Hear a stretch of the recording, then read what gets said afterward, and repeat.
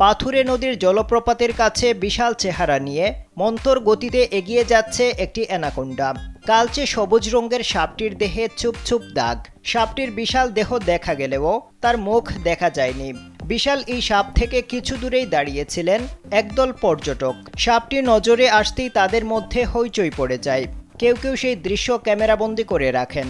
ঘটনাটি ঘটেছে ব্রাজিলে। দক্ষিণ আমেরিকার বিভিন্ন এলাকায় অ্যানাকোন্ডা দেখতে পাওয়া যায়। অ্যানাকোন্ডা পৃথিবীর সবচেয়ে ভারী সাপ। এদের ওজন সর্বোচ্চ 200 কিলোগ্রাম হতে পারে। সাধারণত পূর্ণবয়স্ক সাপের ওজন 100 কেজির বেশি হয়। এরা সাধারণত 13 থেকে 20 ফুট পর্যন্ত লম্বা হয়। স্ত্রী সাপ পুরুষ সাপের তুলনায় বেশি লম্বা ও ভারী হয়। এরা চমৎকার সাঁতারু।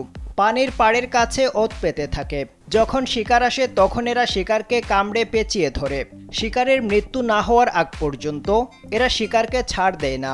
অ্যানাকোন্ডা বিশেষত আমাজন অরণ্যে বাস করে। এদের প্রধান খাদ্য হচ্ছে হরিণ, ক্যাপিবারা, টাপির, কেইম্যান।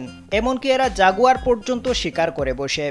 ছোট অ্যানাকোন্ডা পাখি, মাছ, গিরগিটি, কচ্ছপ খেয়ে বেঁচে থাকে।